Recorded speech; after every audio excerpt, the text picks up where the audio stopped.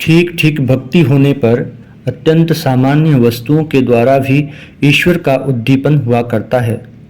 इस मिट्टी से मृदंग बनता है। सुनकर श्री चैतन्य देव का भाव विह्वल होना। इस कहानी को कहकर पुनः श्री रामकृष्ण देव कहते थे, ठीक ठीक भक्ति होने पर ऐसा ही होता है। अत्यंत साधारण वस्तु से ही उसके हृदय में ईश्वर का उद्दीपन होकर वह भाव विह्वल हो जाता है। क्या तुमने यह नहीं सुना है कि इस मिट्टी से मृदंग बनता है? यह कहकर श्री चैतन्य देव भाव विह्वल हो उठे थे।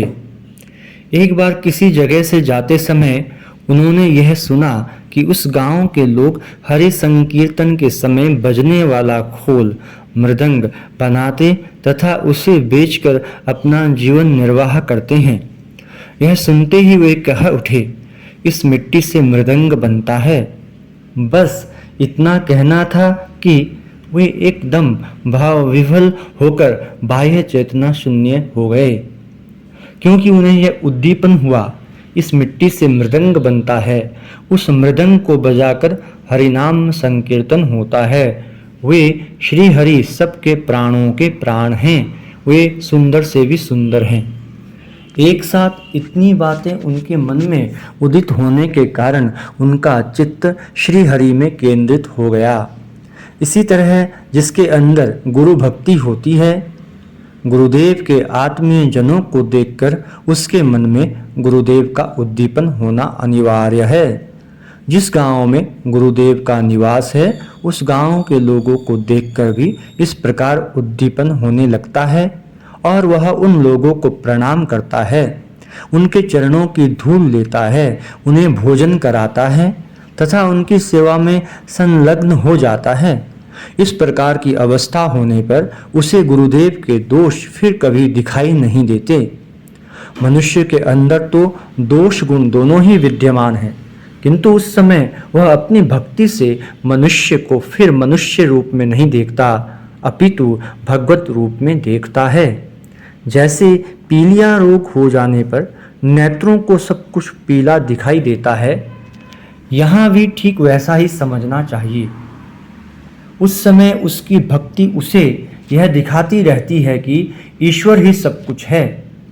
वे ही गुरु, माता, पिता, मनुष्य, गाय, जड़, चेतन सब कुछ बने हुए हैं।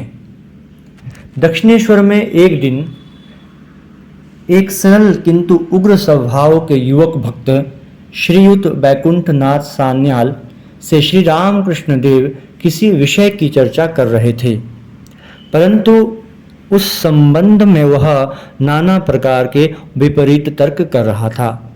उन्होंने तीन चार बार उसे उस विषय को समझाया, फिर भी जब वह तर्क वितर्क करता ही रहा, तब अत्यंत मीठे स्वर से उसकी भर्त्सना करते हुए श्री रामकृष्ण बोले, तुम्हारा यह क्या स्वभाव है?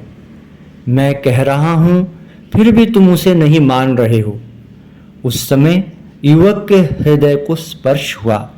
तत्काल ही वह कह उठा, आप ही जब कह रहे हैं तब तो अवश्य ही मानना पड़ेगा। मैंने तो केवल तर्क के लिए ये बातें कही थी। अर्जुन की गुरु भक्ति की चर्चा।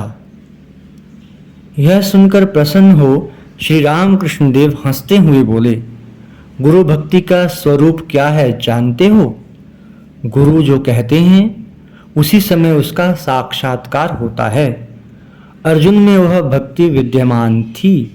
एक दिन श्री कृष्ण अर्जुन के साथ रथ पर सवार होकर घूमते हुए आकाश की ओर देखकर बोले, देखो मित्र, कैसा कबूतर का झुंड उड़ा जा रहा है। तत्काल ही अर्जुन ने उस ओर देखकर कहा, हाँ मित्र, बड़े ही सुंदर कबूतर हैं। फिर दूसरे ही क्षण पुनः उस ओर देखकर श्री कृष्ण बोले, नहीं मित्र, ये कबूतर नहीं है। अर्जुन ने देखकर कहा, हाँ ठीक है मित्र, वास्तव में ये कबूतर नहीं है। अब इस बात को समझो, अर्जुन महान सत्यनिष्ठ थे। क्या उन्होंने श्री कृष्ण की खुशामद करते हुए ऐसा कहा था? कदापि नहीं। किंतु श्री कृष्ण की बात पर उनकी इतनी सुदृढ़ भक्ति थी कि जैसा जैसा श्री कृष्ण ने कहा, अर्जुन को भी तत्काल ठीक ठीक वैसा ही दिखाई दिया।